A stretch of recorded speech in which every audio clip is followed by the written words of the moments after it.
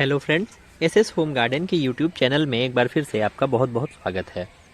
दोस्तों, बहुत सारे लोग मुझसे ये जानना चाहते हैं कि मैं अपने फ्रूटिंग प्लांट्स में, फ्लावरिंग प्लांट्स में और सब्जियों में कौन सी खाद का प्रयोग करता हूँ। ज़्यादातर लोगों के लिए मेरा जवाब बिल्कुल सेम होता है। चाहे आप बिगिनर हों या आप पुराने गार्डनर हों, आपके लिए सबसे अच्छा खाद मैं जो सजेस्ट करूँगा वो होता है मस्टर्ड केक फर्टिलाइज़र, जो कि सरसों की खली से बनता है। सरसों की खली का खाद जो होता है, पहली उसकी सबसे बड़ी खासियत तो यही है कि वो ऑर्गेनिक है, यानी कि अगर इसे आप अपने फ्रूटिंग प्लांट्स और सब्जियों में यूज़ करते हैं तो इसका आपको कोई नुकसान नहीं होगा और आपके प्लांट में इसकी ग्रोथ बहुत अच्छी तरह से विजिबल होती है। यानी कि अगर आप सरसों की खली का खाद अपने पौधों को देते हैं तो 3 से 4 दिन के अंदर उनमें आपको नई ग्रोथ देखने को मिल जाती है। आपका पौधा तेज़ी से बढ़ने लगता है, उनमें नई पत्तियां आने लगती हैं और ढेर सारे फल फूल आने लगते हैं। बहुत सारे लोग ये भी पूछते हैं कि उनके जो फल हैं उन्होंने टेरेस गार्डन पे सेटअप किया हुआ है या ज़मीन पे लगाया हुआ है और उसमें फूल नहीं आ रहे हैं। ज़्यादातर ये नींबू के केस में होता है। उसमें भी मैं सरसों खली केक यूज़ करने की सलाह देता हूँ और ये सरसों खली फर्टिलाइज़र से उनमें बहुत अच्छा रिजल्ट देखने को मिलता है। फूलों वाले पौधों पर तो मैं केमिकल फर्टिलाइज़र का यूज़ ज़्यादातर करता हूँ। वो इसलिए क्योंकि मुझे उन्हें खाना नहीं होता है और उसका कोई हार्मफुल इफेक्ट नहीं देखने को मिलता है अपनी बॉडी पर, और मैक्सिमम ब्लूम्स भी मिलते रहते हैं। लेकिन चूँकि सब्जियों और फलों को हमें खाना है तो ऐसे में इस बात की सावधानी मैं बरतता हूँ कि कोई ऐसा केमिकल का यूज़ न करना पड़े जो हमारे लिए नुकसानदेह साबित हो।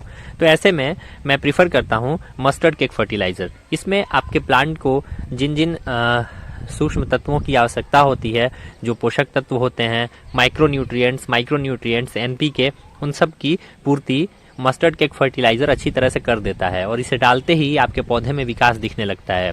तेज़ी से पत्ते आने शुरू होते हैं, तेज़ी से आपका पौधा बढ़ने लगता है और आप उस ग्रोथ को बहुत आसानी से ऑब्जर्व कर सकते हैं। तो दोस्तों, चलिए मैं आपको बताता हूँ कि इस फर्टिलाइज़र को आपको कैसे बनाना है और इसके अलावा फूलों के पौधों पर कितनी अमाउंट में प्रयोग करना है, सब्जियों में कितने अमाउंट में प्रयोग करना है और फलों के पौधे में कितने अमाउंट में प्रयोग करना है। तो चलिए फ्रेंड्स, शुरू करते हैं। लेकिन उससे पहले अगर आप हमारे चैनल पर नए आए हैं या अभी तक आपने हमारा चैनल सब्सक्राइब नहीं किया है तो इसे प्लीज़ सब्सक्राइब कर दीजिए और बेल आइकन भी ज़रूर प्रेस कर दीजिए ताकि आगे आपको ऐसे ही इंटरेस्टिंग और इनोवेटिव वीडियोज़ टाइम पर मिलती रहें। तो दोस्तों, चलिए शुरू करते हैं। सबसे पहले आपको एक बाल्टी लेनी है, जैसा कि आप सामने देख रहे होंगे, और इसमें 5 लीटर पानी लेना है। इसमें हम पर्याप्त मात्रा में मस्टर्ड केक फर्टिलाइज़र बना पाएंगे। एक बात का ध्यान रखें कि बाल्टी को ऐसी जगह पे रखें जहाँ से ये आपके बेडरूम वगैरह के पास न हो, क्योंकि इससे थोड़ी सी स्मेल आती है। इसे मैंने ऐसी जगह पे रखा है जहाँ मैं किचन वेस्ट कंपोस्ट भी बना रहा हूँ।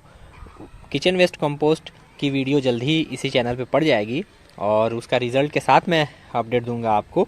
तो आप चैनल को सब्सक्राइब किए रहिए। किचन वेस्ट कंपोस्ट भी बहुत अच्छी खाद है और ये आपके सब्जियों और फलों के छिलकों से बनती है। तो चलिए मैं आपको बताता हूँ ये मस्टर्ड केक फर्टिलाइज़र आपको कैसे यूज़ करना है। दोस्तों, आपको लेना है एक बाल्टी में 5 लीटर पानी और लेना है 150 ग्राम ये मस्टर्ड की खली।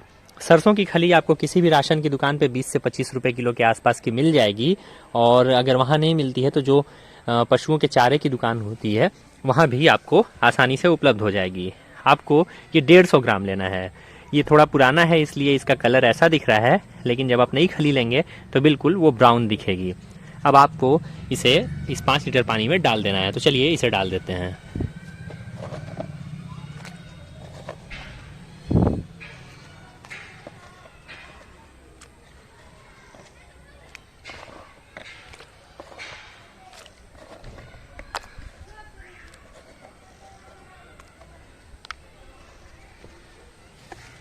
तो फ्रेंड्स, हमने इसे इसमें डाल दिया है।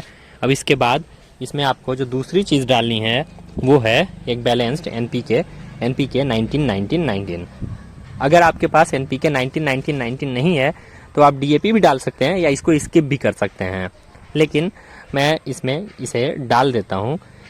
इसको डालने से फ़ायदा ये होता है कि एक तो ये जो प्रोसेस है, जो इसके सड़ने का की जो प्रक्रिया है वो जल्दी पूरी होती है और अच्छे तरीके से पूरी होती है, और दूसरा प्लांट इसे अच्छे तरह से अपने अंदर एब्जॉर्ब कर पाता है। इसे आपको लेना है 10 ग्राम। ये मेरे पास 5 ग्राम का एक स्पून है, इसे आपको 2 स्पून लेना है।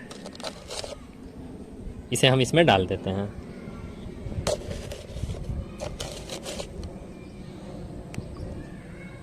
तो दोस्तों हमने इसमें डाल दिया है।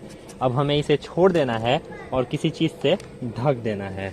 हम इसी से इसे ढक देते हैं।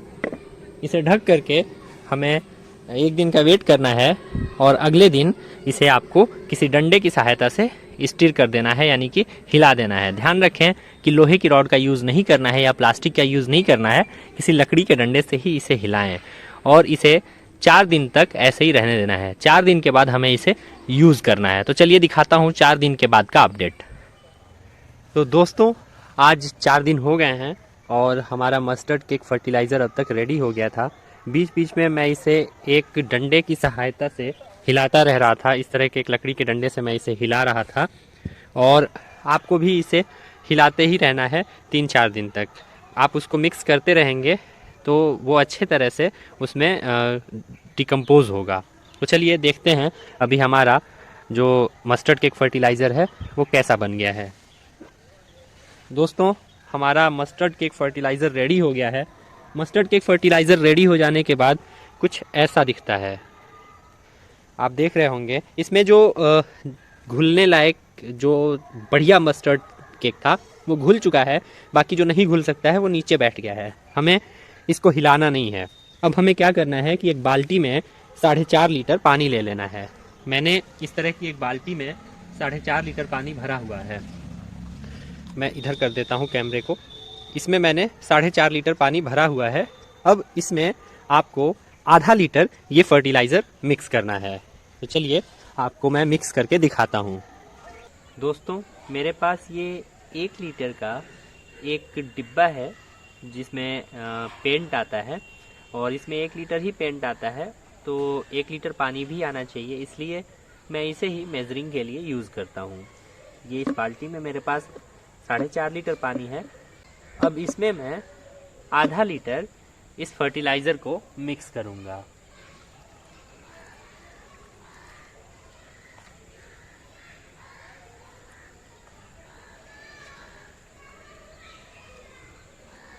दोस्तों ये आधा लीटर फर्टिलाइज़र है, इसे आपको इसमें मिक्स कर देना है। मिक्स करने के बाद ये बिल्कुल ऐसा दिखने लगेगा। अगर मैं आपको इसका एग्जैक्ट कलर दिखाऊं तो ये ऐसा दिखेगा। ये आपको एक 120 ml का या 125 ml का जो डिस्पोजल है उससे मेज़र करके अपने प्लांट्स में डालना है। अगर आपने कोई सीजनल फ्लावर लगाया है तो उसमें आप 2 ग्लास इसे दे सकते हैं। बहुत छोटा प्लांट है तो उसे 1 ग्लास दें। अगर कोई परमानेंट फ्लावर है जैसे गंधराज, चमेली, बेला, तो उसमें आप इसे 3 ग्लास दे सकते हैं। और फ्रूटिंग प्लांट्स में आप इसका आधा लीटर यूज़ कर सकते हैं। एक चीज़ का और ध्यान रखें दोस्तों कि अगर आप इसे ठंड में दे रहे हैं तो इसे फ़िल्टर करने की या छानने की कोई ज़रूरत नहीं है। लेकिन अगर आप इसे गर्मी के मौसम में यूज़ कर रहे हैं तो आप इसे किसी छन्नी की सहायता से छान लीजिए। और छान के आप ठंड में भी दे सकते हैं, लेकिन अगर आप नहीं भी छानते हैं तो भी कोई बहुत दिक्कत वाली बात नहीं है। और बरसात में इस फर्टिलाइज़र का यूज़ न कीजिए क्योंकि इससे फंगस आने के चांसेस रहेंगे। तो दोस्तों ये था हमारा आज का वीडियो, और उम्मीद है आपको पसंद आया होगा। तो जल्दी से लाइक, कमेंट, शेयर कर दीजिए, और अगर आप नए हैं तो हमारा चैनल भी ज़रूर सब्सक्राइब कर दीजिए। Thank you friends.